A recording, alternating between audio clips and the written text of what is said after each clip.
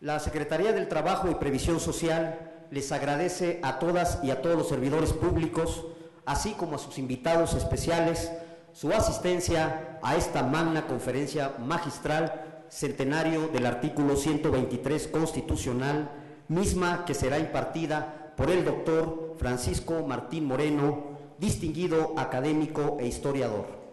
Dicha conferencia se enmarca en los festejos que realiza esta dependencia con motivo del cumplimiento de los 100 años de nuestra Constitución Política de los Estados Unidos Mexicanos.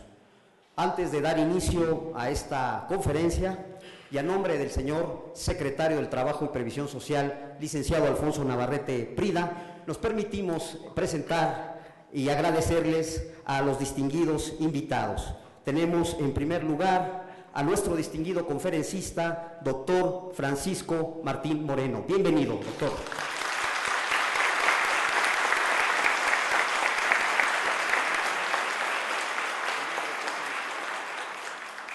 Se encuentra también entre nosotros el maestro Rafael Abante Juárez, subsecretario del Trabajo y representante del licenciado Alfonso Navarrete Prida, secretario del Trabajo y Previsión Social. Bienvenido.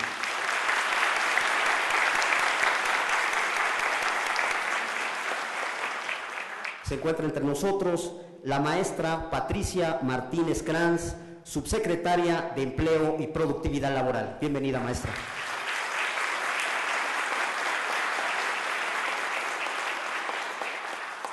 También entre nosotros se encuentra el maestro Ignacio Rubí Salazar, subsecretario de Previsión Social. Bienvenido, señor subsecretario.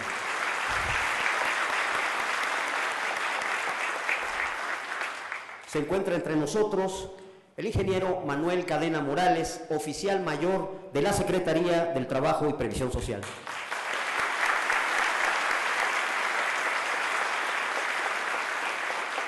Agradecemos también la asistencia de los titulares de nuestros organismos descentralizados y desconcentrados de la Secretaría del Trabajo. Tenemos en primer lugar el licenciado Jorge Alberto Juan Zorrilla Rodríguez, presidente de la Junta Federal de Conciliación y Arbitraje.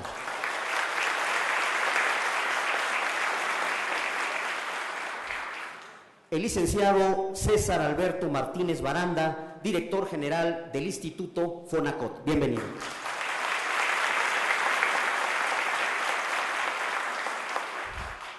El licenciado Basilio González Núñez, presidente de la Comisión Nacional de los Salarios Mínimos CONASAM.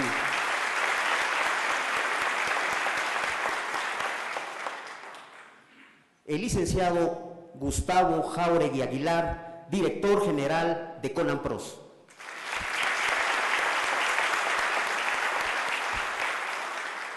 Se encuentra también entre nosotros de la oficina del señor secretario, el maestro Omar Rodríguez Alarcón, coordinador de asesores del señor secretario.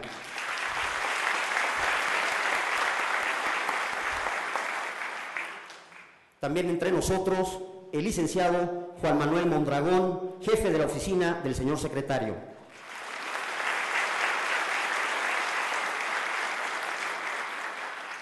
Finalmente se encuentra con nosotros el licenciado Gonzalo Franco, líder del sindicato de la Secretaría del Trabajo y Previsión Social. Bienvenido, don Gonzalo. A los demás directores generales de nuestra dependencia también sean ustedes bienvenidos.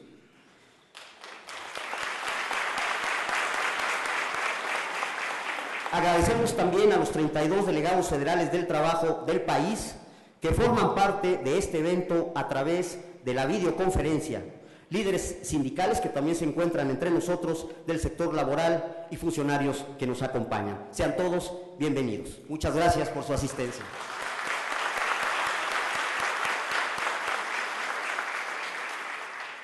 Para dar inicio a esta conferencia magistral, cederemos el uso de la palabra a la licenciada Patricia Martínez Cranz, subsecretaria de Empleo y Productividad Laboral. Adelante, subsecretaria.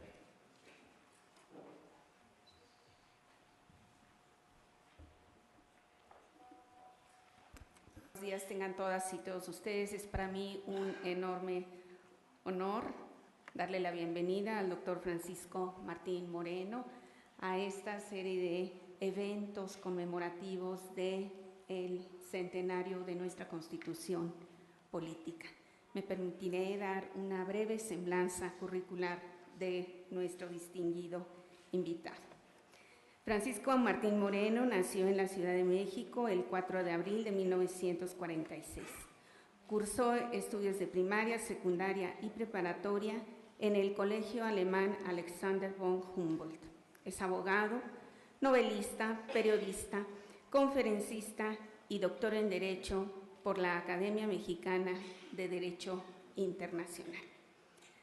Sus novelas y ensayos más conocidos son México Negro, Las cicatrices del viento, La disculpa, La respuesta, Los mexicanos a contraluz, Cartas a un mexicano, México sediento, Las grandes traiciones de México, México secreto, México mutilado, México ante Dios, México acribillado, Arrebatos carnales 1, Arrebatos carnales 2, Arrebatos carnales 3, 100 mitos de la historia de México, En media hora, La muerte y México engañado. Ha sido columnista en el periódico Novedades, Excelsior, El Economista, Milenio y El Universal, y en la revista Cambio, habiendo publicado hasta la fecha más de 2,000 diferentes columnas en medios nacionales y extranjeros. Ha sido también comentarista de radio y televisión. La publicación de Las cicatrices del viento en España le valió el premio El Laurel de Oro a la excelencia literaria como reconocimiento a su desarrollo como uno de los mejores novelistas latinoamericanos. En 1994, 95, 96, 97 y 98, el Club de Periodistas de México, Asociación Civil, le otorgó el primer lugar del Premio Nacional de Periodismo por la publicación de sus artículos de fondo. Ha dictado conferencias en los Estados Unidos, España, Suiza, Alemania, entre otros países, sobre temas de gran importancia como los orígenes del atraso mexicano, la educación, la democracia y el desarrollo.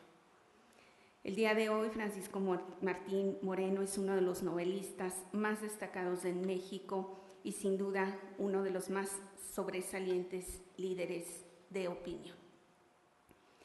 Nuestro distinguido conferencista es un referente obligado para quienes deseamos acercarnos a la historia verdadera de México, no la dogmática ni a la oficial, a la real. Talentoso investigador de quien podríamos mencionar múltiples cualidades. Bástenos decir en esta apretada síntesis que tal vez el signo que lo identifica mayormente es su profundo amor a México. Ese amor por su país, por nuestro país, lo ha llevado a escudriñar los lugares más oscuros, los rincones más escondidos, las verdades más dolorosas de nuestra historia y plantearla en sus bien documentados libros con una crudeza que pocas veces se había visto, pero con una enorme objetividad. La historia, con mayúsculas, y las historias que dentro de la historia narra Martín Moreno, con enorme conocimiento de los temas, con gran fluidez, con lenguaje elegante, comprensible, ameno, capturan desde el inicio la atención de sus lectores, que difícilmente podemos separarnos de la lectura hasta la página final. Esa última página que no es necesariamente el fin de la narrativa, sino una nueva provocación para seguir leyendo, investigando, abordando en los pasajes de nuestro devenir histórico tan rico, tan paradójico, tan trágico en ocasiones, tan lleno de personajes de carne y hueso. Así son los protagonistas de los libros de Martín Moreno. Lo mismo los de ficción así son los protagonistas de los libros de Martín Moreno. Lo mismo los de ficción, que los que conocimos desde niños y ahora podemos mirar como humanos. Los textos del autor que hoy engalana el auditorio de esta Secretaría del Trabajo y Previsión Social desdibujan el carácter del héroe impoluto y químicamente puro, en el que nos enseñaron a pensar cuando niños. Desnudan el carácter de las acciones de los hacedores de nuestra historia. Se les baja del pedestal, o dicho de una manera más exacta, nunca se les coloca en él y se les da un peso humano, el peso humano que siempre debieron haber tenido. Así podemos ver a los grandes hombres y mujeres como nuestros pares, con sus debilidades, sus defectos, sus manías, sus cualidades. Podemos estar tan cerca de ellos que nos atrevemos incluso a atisbar abajo de sus sábanas, algo que habría sido no solo una falta de respeto imperdonable, sino impensable. Descubrir la historia del país de la mano de la guía informada de Francisco Martín Moreno es descubrir el México bronco, que es el eje de gran parte de su obra y que nos sorprende o nos escandaliza, pero también nos da luces para entender lo que somos como nación. Es desmitificar a los héroes 100% luminosos. Es exorcizar a los villanos 100% malvados para colocarnos en un mundo real, en el mundo de la miseria y la grandeza de las y los mexicanos, de quienes con sus decisiones, con sus acciones, con sus pasiones, han dado cauce a la historia de nuestro país. A pesar del ritmo que Martín Moreno imprime en su narrativa, en su extraordinaria facilidad para mezclar los acontecimientos históricos con las vidas cotidianas de los propios protagonistas o con personajes ficticios, de la maravillosa trama novelada que nos ofrece en sus textos, la lectura de sus libros nos golpea brutalmente con la revelación de verdades documentadas que muchos desconocíamos y nos enfrenta a una historia de México difícil de aprehender, pero que a la vez nos permite entender mejor el desenlace de los momentos cruciales del país. Nos lleva a veces a la desilusión, a la frustración, al coraje, a la indignación, pero esto es justamente lo enriquecedor de la lectura de sus libros. Lo que podemos abrevar de ellos nos hace conocernos y reconocernos como un pueblo vivo, humano, que ha vivido momentos de gloria y momentos de enorme desencanto. Martín Moreno, en forma magistral, nos devela verdades apenas apuntados en otros textos que parecieran parte de otra historia, pero que pertenecen a la nuestra. Las traiciones, la desunión, la perversidad, la corrupción, la intriga, el egoísmo, el abuso, han estado presentes en los grandes acontecimientos de nuestra historia. Han determinado los momentos cruciales de ella y debemos conocerlos para no caer en repeticiones dolorosas. También han marcado nuestro devenir los pensamientos y las convicciones de grandes hombres y mujeres íntegros, que sin claudicaciones supieron bregar tanto en el campo de la batalla como en el de las ideas para hacer de México lo que es hoy. En la vida de los hombres y de las naciones no prevalecen los colores blancos y negros, sino todo un abanico de matices grises más o menos intensos. Los hechos deben contarse como lo que son, aunque esto pueda ser también relativo, como el propio autor concede cuando afirma: yo me pregunto si en relación a la historia hay poseedores de la verdad. Interesante provocación viniendo de alguien que, como Francisco Martín Moreno, se esfuerza por escudriñar y presentarnos la verdad histórica de los hechos, porque la interpretación de la historia, eso, como diría la nana, es otra historia. Bienvenido, doctor Martín Moreno.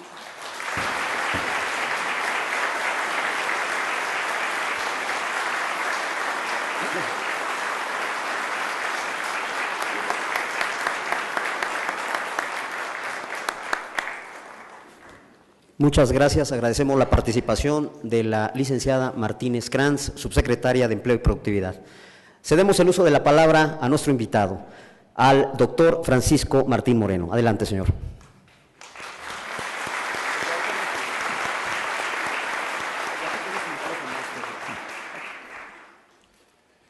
Bueno, pues antes que nada, muchas gracias al licenciado Manuel Cadena. Gracias por esta invitación que mucho me honra. Y bueno, señores subsecretarios, amigos, es para mí un honor estar con ustedes aquí para festejar el centenario del artículo 123 de la Constitución. Creo que es muy difícil entender el artículo 123 si no echamos mano de la historia, porque la historia es la que nos va a explicar por qué llegamos a esta situación, a este artículo, que hoy día pues, es un motivo de honor y de orgullo para todos los mexicanos. Pero antes de entrar en materia, lo estuve pensando hace un momento y sí se los voy a platicar lo que me pasó hoy en la mañana, porque me lanzaron de coche a coche el peor insulto que me han lanzado en mi existencia. Llegué a un desayuno, sí entré precipitadamente al local, al hotel Four Seasons, y sí entré porque se me había hecho tarde y sin querer me le cerré a un paisano, ¿no? Un chilanguito, y me grita, baja la ventana y me grita lo peor que me han gritado en mi vida, me gritó diputado. No podía yo creer. Y entonces, pues, yo también bajé la ventana, ni modo quedarme callado, ¿no? Y le grité, senador. Y él todavía me contestó con mucho sentido de humor, pero no soy plurinominal. Me bajé, le di la mano y claro que festejamos ya todo y entonces, claro, entré yo a mi desayuno y me doy cuenta que lo primero que nos salva en este país es el sentido del humor. Sí hago una invitación porque el sentido del humor nunca lo perdamos, nunca, porque ha sido esto y nuestras mujeres, ¿no? Las mujeres mexicanas que siempre han hecho el milagro de los panes y el milagro de los peces, porque no sé cómo se las arreglan para que en casa siempre haya pan. A lo mejor no es suficiente, siempre hay un plato, siempre hay una cuchara, siempre hay un techo, siempre hay ropa limpia. No sé cómo le hacen las santas mujeres mexicanas y para ellas pues todo mi reconocimiento.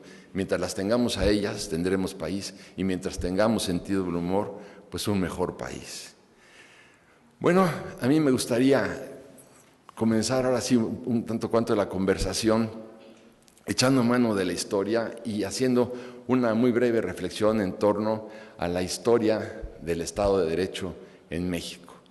Siempre he pensado que hay que hacer una comparación que va del desarrollo democrático de un país, va de la mano el Estado de Derecho.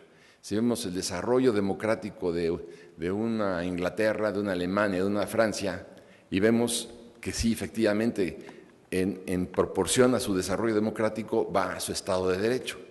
Y entonces, si lo comparamos con una Nicaragua, donde comparamos con una Venezuela o con un México también, donde tenemos que luchar por nuestro Estado de Derecho, entonces tengo que remitirme a la historia para ver la evolución democrática de México, para ver por qué no hemos podido tener un Estado de Derecho.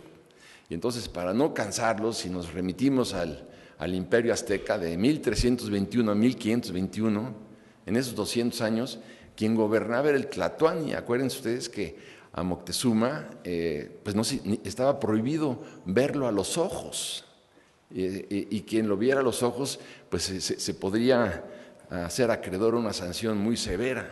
Con todo y que Moctezuma, vale la pena hacer un paréntesis, se jactaba de haber tenido a 152 mujeres embarazadas al mismo tiempo y todavía le daba tiempo de gobernar.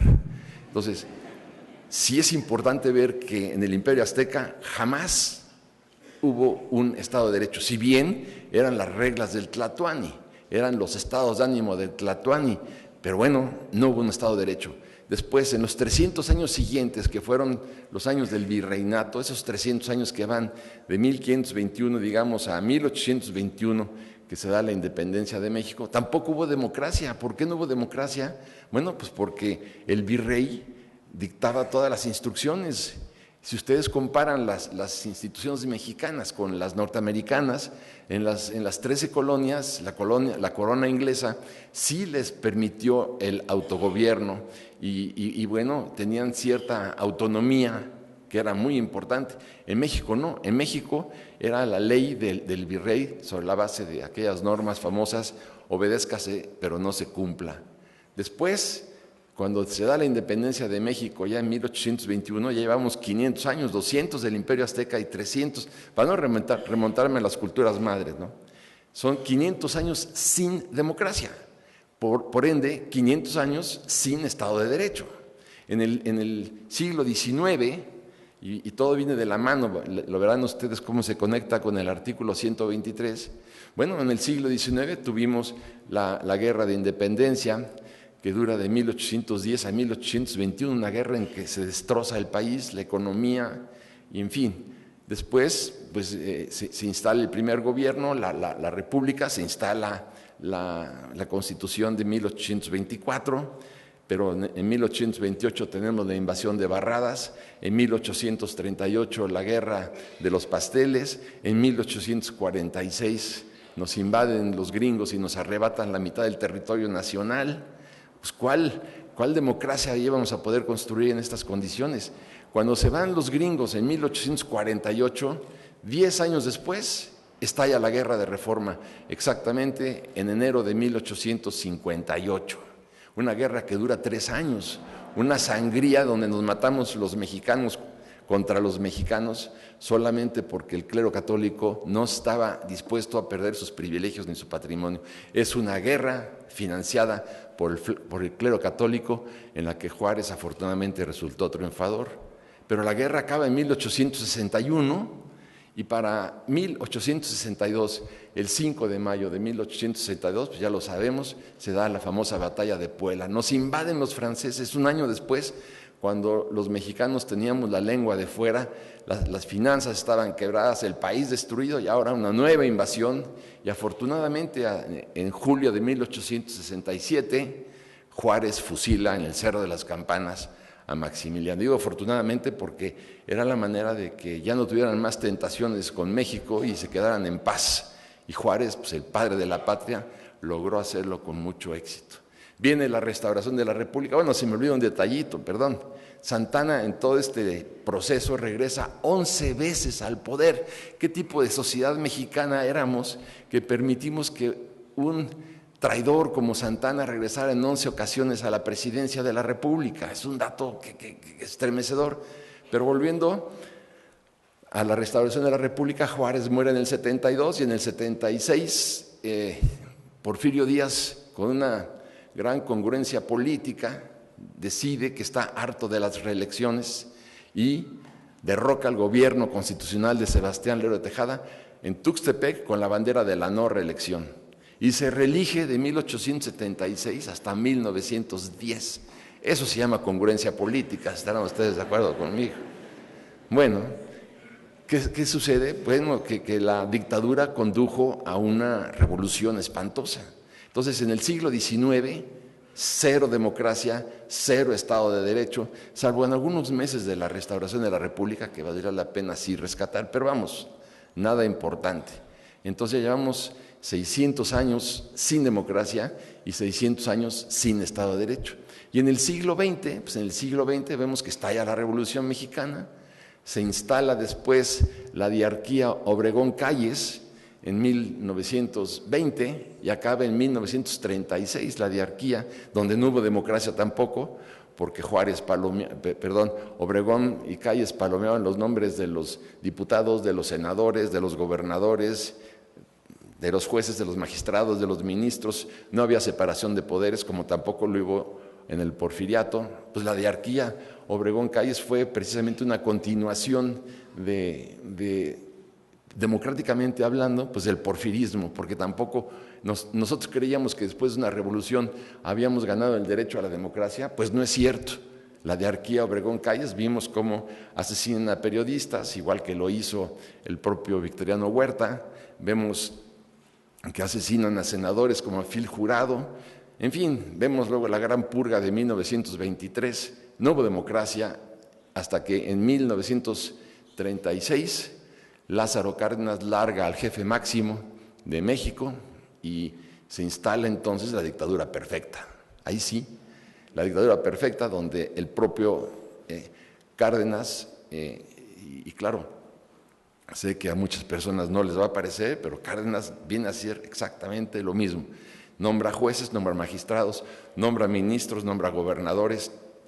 No hubo división de poderes, ni tampoco prensa libre durante el cardenismo, porque se creó aquella compañía famosa importadora de papel que se llamaba Pipsa, y entonces, pues cuando alguien publicaba algo en contra del cardenismo, pues no le surtían papel, y cuando se iba a quejar el dueño del periódico con el presidente, le decía, es que en su gobierno no hay libertad de prensa. No, libertad de prensa sí hay, lo que no hay es papel, pero libertad de prensa toda, ¿no? Entonces, bueno, no hubo de ninguna manera democracia durante la dictadura perfecta, porque bueno, todos sabemos lo que fue el tapado, todos sabemos quién palomeaba las listas, con Díaz Ordaz y con Echeverría y con Salinas y con todos los que ustedes quieran. Quien palomeaba las listas era el presidente de la República. Otra versión del jefe máximo, del maximato de los años 1929 hasta 1936, o 34, que es cuando el presidente Calles nombra a Cárdenas. Acaba en 1997 la famosa dictadura perfecta cuando el PRI pierde la mayoría en el Congreso. Y ahí, en el gobierno del presidente Zedillo, sí comienza ya la separación de poderes y nos orientamos a una alternancia del poder. Sí, y entonces, en realidad, si vemos lo que sucedió, la democracia en México comienza con la llegada de la señora Fox, del presidente Fox a la presidencia de la República. Ahí sí comienza, pero la alternancia tampoco desbarató, digamos, toda la estructura anacrónica priista, porque es lo primero que tenía que haber hecho, ¿no?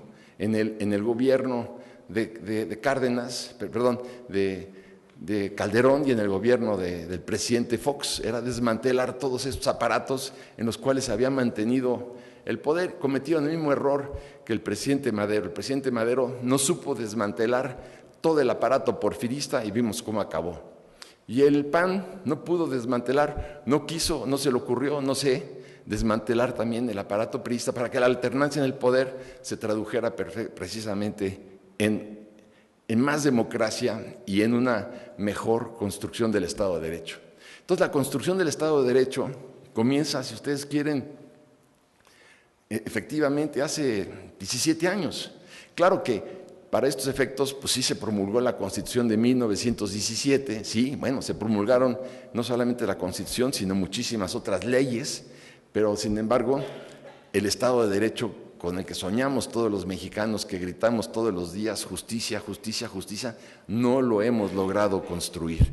Y hasta que no sigamos en este proceso de evolución democrática, difícilmente tendremos el Estado de Derecho que nos merecemos. Que hay muchísimos avances, sí los hay. Que ahora viene, por ejemplo, este sistema nacional anticorrupción, sí. Que es una esperanza, sí. Que vamos a tardar algún tiempo, sí. Pero cuando dicen, por ejemplo, lo que hace falta en México es mano dura, bueno, yo digo, oiga, ya tuvimos mano dura con Porfirio Díaz y ya sabemos lo que nos pasó. Ya tuvimos mano dura, durísima, con Victoriano Huerta. Nosotros no queremos mano dura. Nosotros lo que sí queremos es que se aplique la ley. Y cuando dicen es que la Constitución de 1917 en realidad no sirvió más que para trazar a México, yo diría no. Yo diría que lo que sucedió es que los mexicanos hemos sido siempre extraordinarios legisladores. Para legislar no hay quien nos gane. El problema está en aplicar las leyes. Si aplicáramos las leyes, pues todo sería distinto y habría una mayor tranquilidad social y el México bronco enfundaría de nueva cuenta sus pistolas. Yo creo que en la misma medida en que tengamos un Estado de Derecho y que lo construyamos todos los días y que efectivamente podamos contar con él, bueno, la paz de la República estará muchísimo más que garantizada. Yo el día de hoy publiqué en el Universal una columna que se llama La Segunda República. Hay veces que pienso que la Primera República se funda en 1824, con la Constitución de 1824. Después, claro, vienen los cambios de las 7 leyes y cambios para un gobierno centralista, pero vamos, la Constitución se vuelve a instaurar con la llegada del presidente Benito Juárez. Y yo creo que llegó el momento de que fundemos una segunda república. Los franceses llevan 5, nos van ganando. Yo creo que tendríamos que fundar una segunda república con una nueva Carta Magna de acorde a la realidad. La que tenemos ahora ha sido reformada en 700 ocasiones. Creo que podríamos tener una de acuerdo a los mismos principios que estamos viviendo ahora de la globalización, de la evolución política, de la migración, una nueva Carta Magna que sea algo así como la fundación del Estado de Derecho, con unas leyes penales draconianas que realmente puedan aplicarse a la fenomenología criminal que existe en México y en buena parte del mundo. Pero bueno, yo creo que sería muy importante para historiar, digamos, el concepto del artículo 123, remontarnos de nueva cuenta y con mucha brevedad al Imperio Azteca, en donde los ingenieros agrónomos aztecas decían, en este terreno se puede cultivar, se deben cultivar, digamos, 300, eran genios los ingenieros agrónomos aztecas, se pueden cultivar hasta, no sé, digamos, 5 kilos, por poner una unidad de medida que no existía en esa época, pero 5 kilos o 5 toneladas, perdón, por hectárea. Se le daba la oportunidad a quien se le entregaba el famoso Calpulli, que era una organización genial que destruyeron los españoles. Bueno, quien no lograba tener esos niveles de producción que habían dictaminado los ingenieros agrónomos, en ese momento pasaba a ser, al siguiente año de haber fracasado, tenía 2 años de la oportunidad, pasaba a ser esclavo. O sea, la esclavitud sí ya era obviamente la negación de cualquier principio de derecho y de respeto a los derechos humanos, pero tenían una eficiencia agrícola tremenda.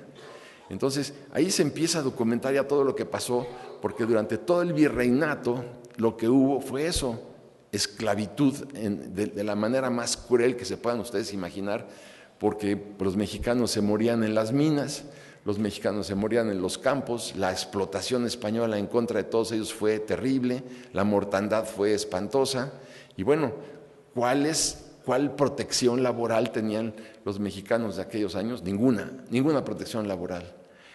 ¿Qué sucede? Que llegamos entonces bueno, se publica la Constitución se promulga, se proclama, mejor dicho, la de Apatzingán, después la de 1824, que decreta la desaparición de la esclavitud, la de 1857 también decreta, aunque no tiene un artículo 123, curiosamente, la Constitución de 1857, uno parecido, digamos, la esclavitud siguió existiendo. Donde se consolida la esclavitud de nueva cuenta es en la dictadura de Porfirio Díaz. Si ustedes analizan lo que sucedió en Valle Nacional, por ejemplo, y por eso es que es tan rico el artículo 123, porque toma todos los abusos, recoge todos los abusos que se habían producido en nuestro país en materia laboral.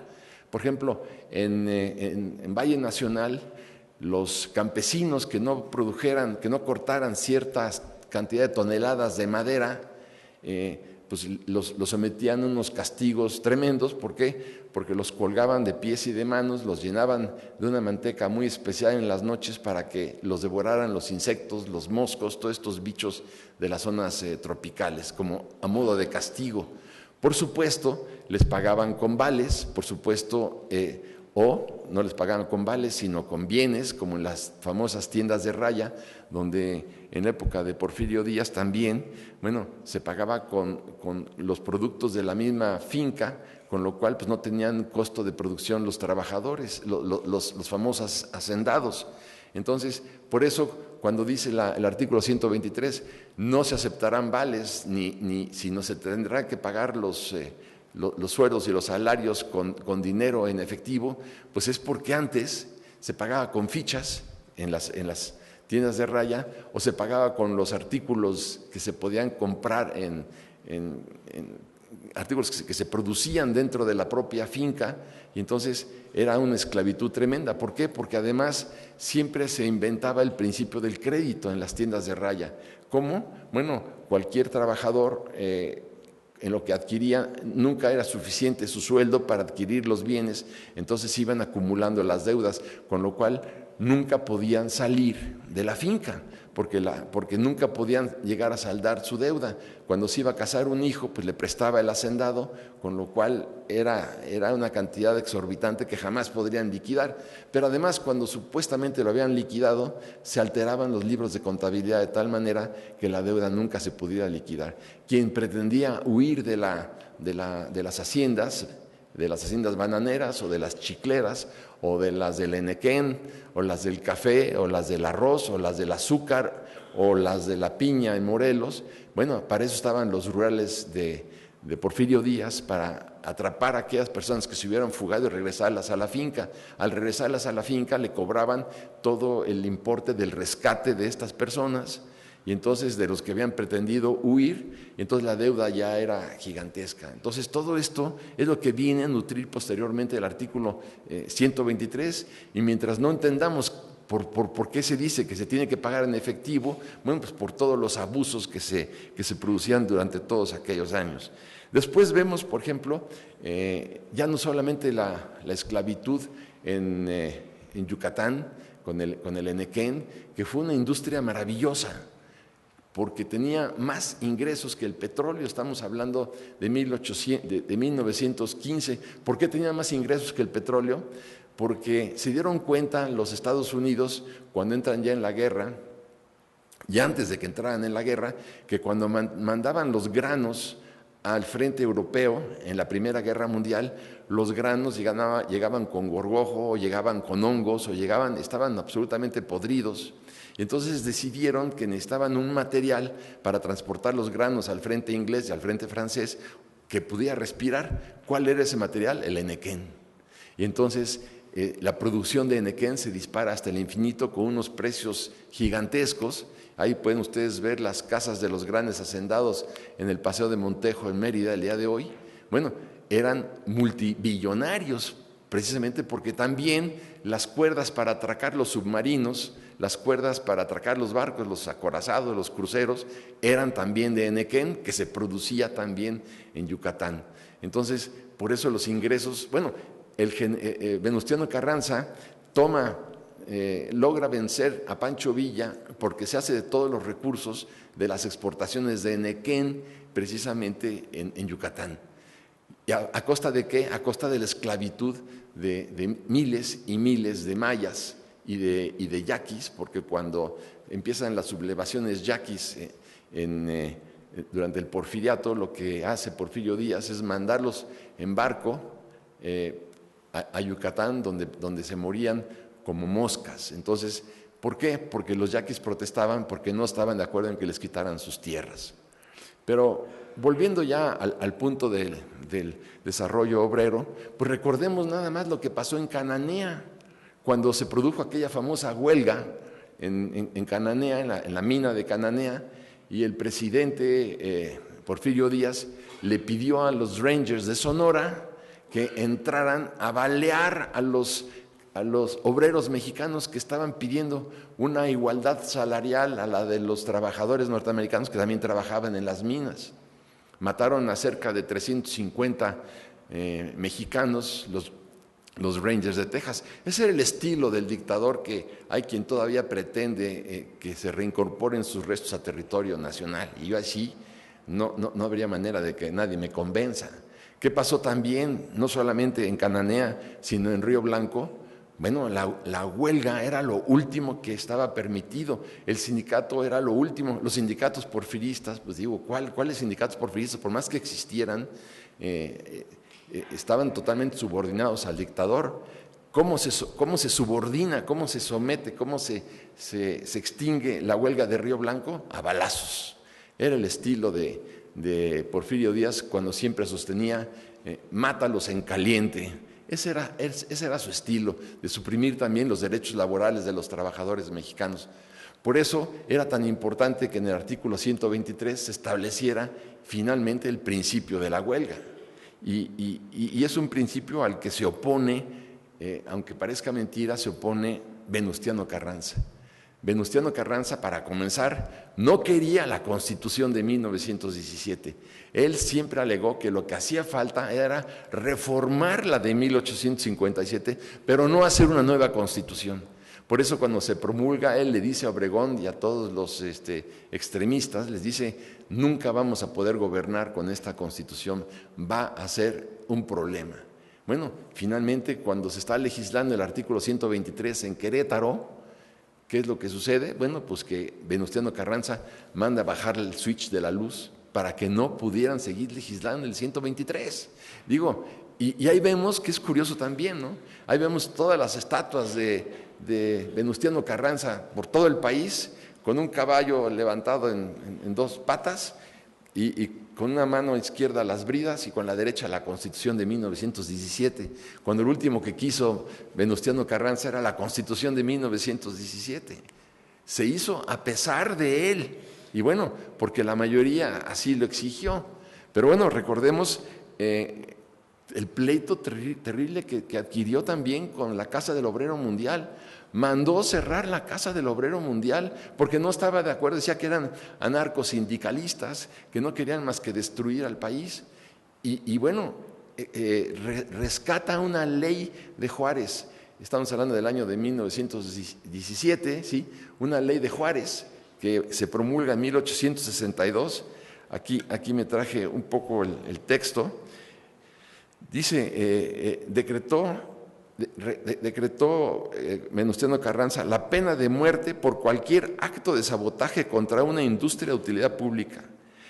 Entre los actos de sabotaje quedaba comprendida la participación de una huelga, la exhortación a realizar la presidencia de una reunión donde se propusiera, discutiera o aprobara una huelga, pena de muerte, la asistencia a tal reunión y la permanencia en ella después del momento en que fuera evidente que su objetivo era hacer una huelga.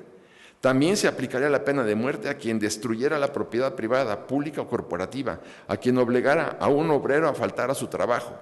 Carranza encargó a Obregón, su ministro de guerra, que hiciera cumplir el decreto. Este envió a sus tropas para sofocar rápidamente una huelga general. Ese era Carranza, un hombre absolutamente reñido con el mundo obrero. No estaba de acuerdo con las huelgas, no estaba de acuerdo con que los niños no pudieran trabajar, aunque tuvieran 8, 9 o 10 años de edad. O sea, en este sentido, pues era un porfirista más. Sin embargo, creo que es importante rescatar todo esto porque la imagen de Carranza, que en otro sentido también sí es muy, muy encomiable, en esto absolutamente no. ¿En dónde es encomiable? Entre otros aspectos, porque no quiero ignorar o dejar pasar esto desapercibido, en su política exterior con el presidente Wilson, tenía absolutamente loco al presidente Wilson, sobre todo cuando llega el famoso telegrama a Zimmermann, un telegrama que le manda el emperador de Alemania a Venustiano Carranza. Estamos hablando del año el 17 de enero de 1917, acaba de cumplir 100 años el telegrama Zimmermann, en donde el emperador alemán le dice: señor presidente Carranza, vamos a declararle juntos, Alemania, Japón y México, la guerra a los Estados Unidos. Cuando ganemos la guerra, porque entre los 3 países la vamos a ganar, yo, el Kaiser de Alemania, me comprometo a regresarle a México los territorios de Texas, Arizona y Nuevo México. California y el Canal de Panamá será para los japoneses. Bueno, el telegrama lo intercepta la inteligencia inglesa, lo descifra, lo desencripta, se lo pasan al presidente Wilson. El presidente Wilson en la Casa Blanca dice: este es un ardid de los ingleses que quieren que nosotros entremos en su rescate en Europa. No vamos a entrar a menos que sepamos y comprobemos la veracidad de este telegrama, que me parece un atentado en contra de Estados Unidos. que el Kaiser alemán esté intrigando en México, nuestro vecino, en contra de los Estados Unidos, es imperdonable. Pero como no me lo creo, pues hasta que no tengo una prueba, no tomo medidas. ¿Cuál fue la prueba? El ministro Arthur Zimmermann, ministro de Relaciones Exteriores de Alemania, ante el Reichstag, confiesa que él mandó el telegrama. Nunca se han podido explicar nadie, y miren que lo he buscado, por qué confesó Zimmermann la autenticidad del telegrama. ¿Qué ocasionó? Que junto con una serie de otras determinaciones, que era la guerra submarina indiscriminada por parte del Kaiser, que el 6 de abril de 1917 Estados Unidos le declarara la guerra abiertamente a Alemania, precisamente por el envío del telegrama Zimmermann. ¿Y qué fue lo que pasaba en las fronteras en México? Cuando se publicó en todos los periódicos de la Unión Americana el telegrama ya desencriptado, que en Texas, por ejemplo, los mexicanos que caminaban en la frontera norteamericana los rociaban de gasolina y les prendían fuego. Incendiaban a los mexicanos diciéndoles: este territorio jamás volverá a ser de los mexicanos, y para comenzar empecemos a incinerarlos vivos. O sea, este odio en contra de los mexicanos es un poco lo que está logrando el actual presidente de los Estados Unidos, que para mí, perdón que les diga, va a ser Trump el breve. Yo no creo de ninguna manera que termine ni siquiera este año. Pero bueno, esos son vaticinios sin ningún fundamento. Pero bueno, a donde quiero yo ir es que ahí vemos a un Carranza que recibe la instrucción, habla con el alto mando mexicano militar, y le dice: ¿qué hacemos? Y le dicen los militares mexicanos: señor presidente, para ganarle la guerra a los Estados Unidos necesitamos aquí en territorio mexicano 1 millón de soldados alemanes. Y bueno, el Mar del Norte estaba bloqueado por la Marina inglesa y por los submarinos ingleses, y habían 150 submarinos que estaban utilizando pues precisamente para bombardear los puertos y los barcos ingleses. Necesitábamos por lo menos, en cada submarino podían transportar hasta 10 personas, pues imaginen ustedes, para transportar 1 millón de soldados. Entonces le dicen: señor presidente, esto es una gran trampa, y usted lo que tiene que hacer es hacerse de la vista gorda y jugar con el presidente Wilson, cuando el presidente Wilson ya sabía que había recibido el telegrama y además que había leído las publicaciones en la Unión Americana. Ahí vemos a un presidente Carranza con un temple diplomático verdaderamente tremendo. Pero bueno, a donde voy es que toda esta regulación del artículo 123 actual, por ejemplo, que regula la duración de la jornada de trabajo, si ustedes, y lo van a poder ver afortunadamente en mi próximo libro, que se los adelanto, se llama El dueño de los hombres, así se llama. ¿Por qué el dueño de los hombres? Porque el dueño de los hombres es el dinero. Entonces dije: voy a hacer la novela política del dinero. ¿Qué pasa con el dinero? Y bueno, pues tiene su encanto. Lo que quiero decir es que cuando me metí en Valle Nacional, o cuando me metí en las fincas enequeneras yucatecas, y vi que no había jornada de trabajo, porque desde las 4 o 5 de la mañana que empezaban a prepararse para la famosa fajina, así le decían, se acababa la jornada de trabajo más allá de cuando se había metido el sol, y trabajaban todavía dentro de las haciendas, y la jornada de trabajo podía durar pues 15 horas, ¿por qué no, verdad? Pero también trabajaban los hijos de los campesinos y de los mayas, y también trabajaban las esposas. O sea, no había diferencia, porque los únicos que cobraban, y cobraban con vales o cobraban con bienes de la tienda de raya, eran los hombres, pero además eran jornadas pues de muchísimo más de 8 horas. Pues por eso cuando dice se regulará la duración de la jornada de trabajo, pues cómo no, si después de lo que hemos padecido, 8 horas me parece muy bien, y 7 horas si es un horario nocturno, me parece muy bien. Pero esto tiene un origen en la historia, no es porque sí, porque vimos todos los abusos en contra del sector obrero mexicano durante el gobierno de Porfirio Díaz. Claro que Porfirio Díaz afortunadamente lo largamos del poder en mayo de 1911, y la Constitución se promulga hasta el 17, después de los 3 periodos de la Constitución, de la Revolución Mexicana, porque fueron 3, no fue 1. El primero es cuando asesinan al presidente, el primero es cuando derrocan al dictador, Porfirio Díaz. Ahí no empieza realmente la revolución estalla cuando asesinan al presidente Madero, y la tercera parte de la revolución es cuando ya derrocan a Victoriano Huerta y viene el enfrentamiento entre villistas y constitucionalistas. Son los 3 momentos de la revolución. Pero bueno, es ahora que se diga que a trabajo igual corresponde un salario igual, pues en aquella época, pues evidentemente no había salario igual para trabajadores iguales, ¿no? La prohibición para que los niños trabajen, a menos que si tienen menos de 14 años, el descanso semanal obligatorio.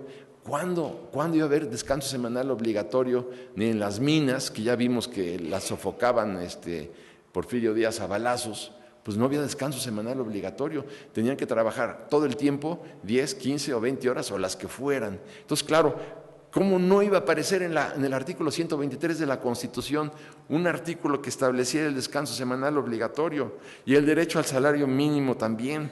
Y como dijimos, la igualdad salarial en trabajos iguales. Y el derecho también, que me parece una maravilla, el derecho a la participación de utilidades de los trabajadores en las empresas. ¿Por qué iba a ser todo propiedad de los empresarios cuando el trabajo, no sé, en la proporción que ustedes quieran, puede ser mucho más que la mitad del esfuerzo que tiene que hacer una empresa para generar recursos? Me parece muy legítimo que esté incorporado en un texto legal el derecho de los trabajadores a la participación de las utilidades. Y cuando se dice que se tiene que pagar el sueldo en moneda de curso legal, pues ¿cómo no? Si antes les pagaban con 1 kilo de arroz o con 1 litro de leche o con una ficha que no servía para nada. A mí, ¿para qué me vas a pagar con una ficha en una finca en Equenera, en Yucatán, cuando ni siquiera puedo salir de la finca? Y si se lo pudiera dar a un tercero, en ninguna parte van a hacerle valer el importe de la ficha. Claro que se tiene que pagar en curso legal. Claro que también se tiene que establecer el derecho a la sindicalización y el derecho a la huelga. Y claro que también se tiene que establecer el derecho de los trabajadores cuando se presente el despido con una indemnización de 3 meses. Con lo cual, pues hay muchas empresas que no están de acuerdo en los momentos de la globalización, porque están diciendo que lo que hace falta es muchísima más agilidad, y que si un trabajador no funciona, pues simplemente, como en Estados Unidos, le dan un papelito verde donde dice: está usted cesado, punto, se acabó, no hay indemnización, no hay nada. A mí me parece que también es una conquista laboral importante que cuando se promulgó, pues fue la envidia en América Latina. Y bueno, pues junto con todo esto tenemos un Infonavit, que me parece una institución muy buena.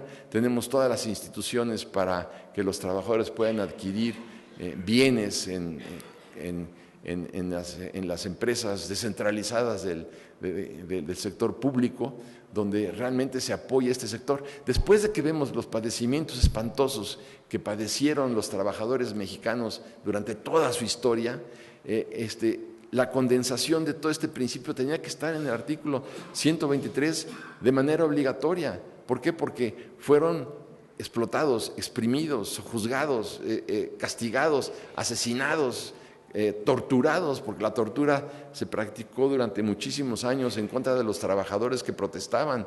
Entonces, cuando vemos este artículo 123, pues sí empieza un proceso de reconciliación nacional, y qué bueno que existe, que esto es yo les diría que es la arquitrabe del Estado de Derecho mexicano, en el sentido de que finalmente hemos logrado recuperar y dotar de dignidad y de respeto a los trabajadores mexicanos, a los jornaleros, y también en buena parte hemos avanzado en lo que es el servicio doméstico. Pero bueno, yo soy será porque también soy abogado, pero sí he sido siempre defensor del artículo 123. Creo que este país, lo primero que grita todos los días, desde todos los foros, es 3 palabras: justicia, justicia y justicia. Es la palabra que sería el día que se logre realmente materializar. Vamos para allá, me queda muy claro, pero va a ser como una caricia, una palmada en el hombro de la nación.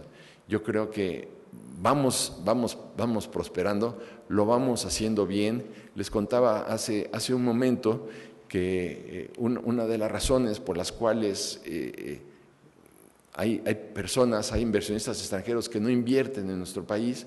El año pasado estuve en Londres en una mesa redonda del TLC y un holandés se levantó, pidió la palabra y contó que él había invertido en Tamaulipas $100 millones en un terreno para construir una fábrica de focos. Y cuando estaba empezando el proceso de construcción y la barda, llegaron 5 campesinos mexicanos y le dijeron: este terreno es nuestro. Y el inversionista holandés dijo: pues aquí está mi escritura pública, pues es evidencia de que yo lo compré bien. Y ellos también sacaron su respectiva escritura. Entonces, bueno, pues, también eran ellos dueños del mismo terreno. Y entonces decía él: ustedes en México están acostumbrados a resolver los problemas a base de billetazos o a base de periodicazos, y yo como holandés no le voy a entrar. Entonces me voy a Costa Rica, ahí puso su planta, sigue el litigio aquí en México, y me dijo: pues cuando ustedes tengan un Estado de Derecho y realmente no tengamos que resolver los extranjeros nuestros problemas de la manera como tenemos que hacerlo, con periodicazos o billetazos, verán ustedes la cantidad de dinero que van a recibir los mexicanos si logran tener un Estado de Derecho y se respete, bueno, pues ahora sí, que el patrimonio y las inversiones de los extranjeros. Entonces yo le dije: oiga, pero pues en China no hay un Estado de Derecho. ¿Cuál Estado de Derecho va a haber en China? Y me dijo: yo tengo una fábrica en Sichuan, en China. Ahí también tengo una fábrica de focos. Y un chino empezó a incordiar y a crear un malestar tremendo entre todos los trabajadores. Eran 6,000 trabajadores chinos. Y entonces fui a hablar con el comisario del pueblo. El comisario del pueblo identificó perfectamente quién era el chino que estaba intrigando. Y entonces con esta mímica me lo describió todo. Mire, llegó el comisario del pueblo, agarró al chino que estaba intrigando y lo aventaron a la mitad del Océano Pacífico. Se acabó el problema de la huelga, se acabó el problema de la intriga. Le dije: oiga, nada más que los mexicanos no queremos eso. Los mexicanos ya venimos de ahí. Los mexicanos ya pasamos por un Huerta y por un Porfirio Díaz. Lo último que queremos es una dictadura. Bueno, entonces mire, tienen ustedes 3 opciones. O se van ustedes por una dictadura en donde se resuelvan los problemas al estilo chino, o construyan ustedes su Estado de Derecho, pero están ustedes exactamente a la mitad. Construyan un Estado de Derecho en donde sí se brinden todo tipo de protecciones a los trabajadores, que para allá vamos muy bien, pero también a los inversionistas extranjeros y a los inversionistas nacionales, sobre la base de construir un Estado de Derecho. Pues yo me felicito por haber estado con ustedes el día de hoy. Realmente tratar de explicar, digamos, cómo se logró estructurar este artículo 123 como una consecuencia de toda la dolorosísima historia del sector obrero, del sector trabajador mexicano. El hecho de haberlo podido vaciar toda esta experiencia terrible en este artículo, pues para mí es un factor de muchísima esperanza. Claro que hay que seguir trabajando, claro que estamos viendo cómo se van a renovar las juntas de conciliación de arbitraje, pero claro, porque el derecho es dinámico, no es estático. Entonces, pues tenemos que ir avanzando, tenemos que ir evolucionando, pero yo sí creo que todo lo que viene de aquí para adelante va a ser bueno, a pesar de Trump, porque el primer efecto que ha producido Trump en todos nosotros es el beneficio de la unión. Hoy estamos viendo los mexicanos, nos volteamos a ver las manos, nos volteamos a ver la musculatura, nos volteamos a ver entre nosotros, y decimos: bueno, tomémonos de la mano. Creo que es el momento en que los mexicanos nos vamos a tomar de la mano gracias a este salvaje que está en la Casa Blanca. Muchas gracias por su atención. Muchas.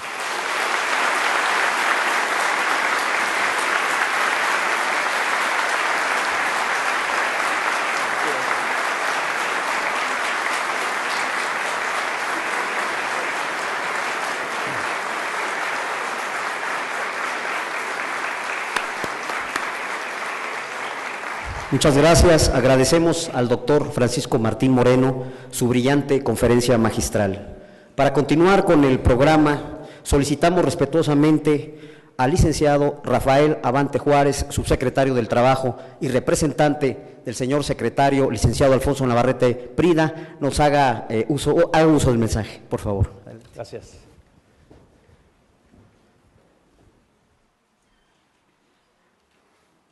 Muchísimas gracias. Sin duda me parece que después de tan brillante y amplia disertación del doctor Francisco Martín Moreno no hay mucho más que decir. Por supuesto, agradecerle a nombre de la Secretaría del Trabajo y del secretario Navarrete su presencia y que nos comparta en un tiempo tan breve, tan vastos conocimientos. Es indiscutible que lo que el doctor está haciendo es invitarnos a todos nosotros a que abandonemos un poquito la historia de bronce, a que nos quedemos un poquito más allá de lo que se dice de los acontecimientos históricos y sigamos su ejemplo y vayamos en la búsqueda de la verdad, verdad relativa también, pero al menos una verdad más perfectible que la que simplemente nos dicten o nos adoctrinen en ella, que en una forma honesta, en una forma curiosa, rigurosa desde el punto de vista moral, intentemos hacer nuestros propios juicios de lo que está sucediendo y de lo que sucedió en la historia del país y qué aprendizajes como sociedad nos dejan para que podamos desmitificar muchas cosas y vayamos hacia adelante con un objetivo cada vez más pulcro desde el punto de vista racional, desde el punto de vista emocional, desde el punto de vista intelectual. Asumamos esa invitación y sigamos el ejemplo del doctor. Simplemente quiero destacar de lo que él nos ha dicho varios aspectos que me parecen de la mayor relevancia y que de alguna manera todos se traducen en un solo punto: cultura de la legalidad, Estado de Derecho. No tiene mucho sentido que vivamos modificando nuestros ordenamientos jurídicos, constitucionales y legales si desde que estamos generando el texto hay quienes ya están pensando la forma en que habrán de darle la vuelta. Grandes enemigos tenemos en las sociedades y particularmente en los momentos históricos que ha vivido México, que se traducen en simulación, corrupción, impunidad, ilegalidad, informalidad, ausencia de justicia. Y por eso el Estado de Derecho y la impartición de justicia son sin duda grandes pendientes en los que tendremos que seguir trabajando. Y por eso sea esta la coyuntura y la presencia del doctor la mejor oportunidad para compartir con todos ustedes una noticia que seguramente conocen y que es que el día de hoy, dentro de algunas horas, la Cámara de Diputados estará haciendo la declaratoria correspondiente de la conclusión del proceso de reforma constitucional en materia de justicia laboral. Finalmente, las legislaturas, su gran mayoría por unanimidad, votaron a favor de este gran cambio constitucional, a partir del cual daremos un paso significativo en el tema de impartición de justicia laboral. Pero como acertadamente lo dijo el doctor, y quiero rescatar esto también, la generación, la deliberación, los resultados que quedaron plasmados en la Constitución del 17 no fueron producto de la voluntad de un hombre, no fueron producto de una sola corriente, y sin duda vivimos un claro ejercicio de diálogo social, donde se terminaron imponiendo muchas circunstancias pese a la voluntad misma de quien en ese momento pretendía dirigir y coordinar ese proceso. Lo dijo el doctor, hubieron una serie de acciones con las que se pretendía que no se llegara tan lejos en el 123. Desde el origen, en el proyecto inicial, no había un 123 para este tema. La discusión estaba centrada en el quinto constitucional y tenía más que ver con la libertad de ocupación. Mucho tendría que suceder en el constituyente para que llegáramos a este objetivo. ¿A qué quiero llegar? Que ese diálogo, esa capacidad de llegar juntos a encontrar las mejores alternativas en el mundo laboral se tradujo, se materializó en nuestro tripartismo, nuestro diálogo social. ¿Qué significa entonces que hoy demos este paso tan relevante en nuestra Constitución y en la forma de llevar adelante nuestra administración de justicia laboral? Significa que para resolver conforme a derecho los conflictos laborales serán, en un absoluto respeto a la división de poderes, el Poder Judicial quien resuelva. Pero nunca, bajo ninguna circunstancia y de ninguna forma, se puede entender esto como que en México estamos renunciando a esa extraordinaria capacidad de diálogo con los trabajadores, con los empresarios en nuestro tripartismo. El tripartismo mexicano vive, está vigoroso, late con energía y jugará un papel relevante en los nuevos momentos que vive el país. Que nadie entiende o piense que a partir de este cambio se acabó el tripartismo o que a partir de este cambio estamos dando un primer paso en una serie de acciones adicionales a partir de las cuales iremos suprimiendo todos esos espacios institucionales que nos hemos dado para dialogar juntos empresarios, gobierno y trabajadores. Eso no va a suceder. Simplemente, y como aquí de alguna manera lo hacía notar el doctor, necesitamos impartir justicia y necesitamos ser expeditos, eficientes, objetivos, honestos, imparciales y decididamente comprometidos en la impartición de justicia. Ese es el objetivo que se persigue con esta reforma. Y consecuentemente, todos habremos de participar para ir proponiendo y encontrando la forma en que desde la legislación secundaria le daremos vida a esta reforma. El transitorio constitucional, a partir de que sea promulgado, nos dará un año para expedir la legislación secundaria que materialice este cambio. Y ahí, tanto los empresarios, como los trabajadores, como los intelectuales, como los historiadores que se dicen divulgadores de la historia, con mucha modestia, no se quieren llamar historiadores, pero lo son, tendrán cosas muy importantes que decirnos para que juntos diseñemos ese nuevo andamiaje con el que habremos de impartir la justicia laboral. Y finalmente, no menos relevante, a partir de este cambio también, como ustedes saben, vamos a darle un enorme peso, una gran prioridad a nuestra capacidad de diálogo a partir de las conciliaciones. Habrá centros de conciliación en cada entidad federativa y habrá un gran instituto de conciliación a nivel nacional, donde de manera cuidadosa, profesional, con innovación, con creatividad y con información, habremos de ayudar a las partes para solucionar sus conflictos sin necesidad de llegar a un tema jurisdiccional o, por supuesto, al inalienable derecho de ejercer la huelga. La huelga queda perfectamente salvaguardada también. No habrá ni existe ninguna intención de pasar por encima de ese derecho que, como el doctor nos lo acaba de mencionar, significó mucha sangre conquistarlo y plasmarlo en el texto constitucional y será cabalmente respetado. Si hoy nosotros celebramos que no hemos tenido estallamientos de huelgas a nivel federal, no es porque en ningún caso hayamos pretendido oprimir, acallar, someter el ejercicio de ese derecho, sino porque los mexicanos hemos sido capaces de ponernos de acuerdo y salir adelante solucionando nuestros conflictos a través del diálogo y la conciliación. Sea pues esta conferencia del doctor una gran oportunidad para hacer un llamado a todos para que hagamos de nuestra actividad cotidiana, de nuestro compromiso diario con el país, un claro respeto a la ley, un claro respeto a los derechos de los demás y el cumplimiento cabal respecto de lo que a alguien le asista frente a nosotros o frente a los demás.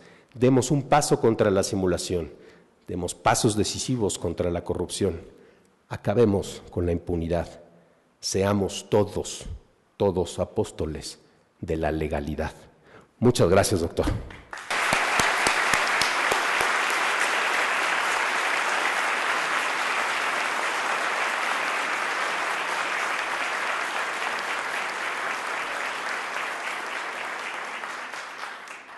Agradecemos su mensaje al maestro Rafael Abante Juárez, subsecretario del Trabajo y representante personal del licenciado Alfonso Navarrete Prida, secretario del Trabajo y Previsión Social. Muchas gracias por su participación.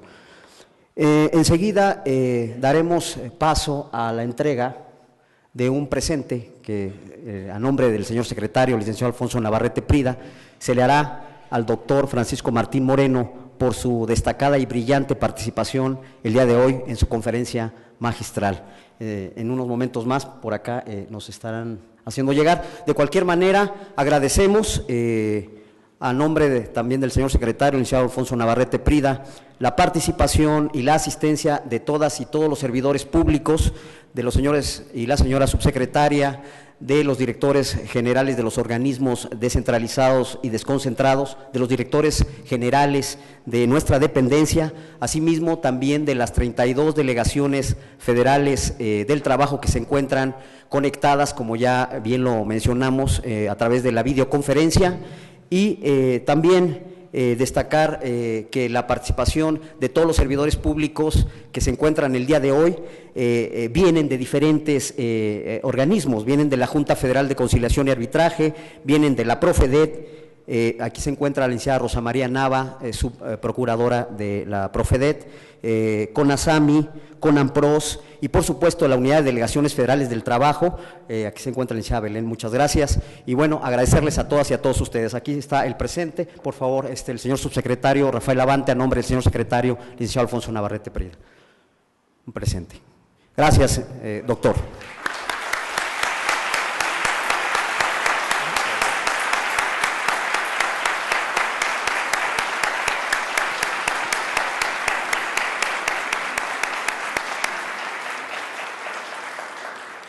Muchas gracias, esto sería todo por hoy y que tengan un buen día. Muchas gracias.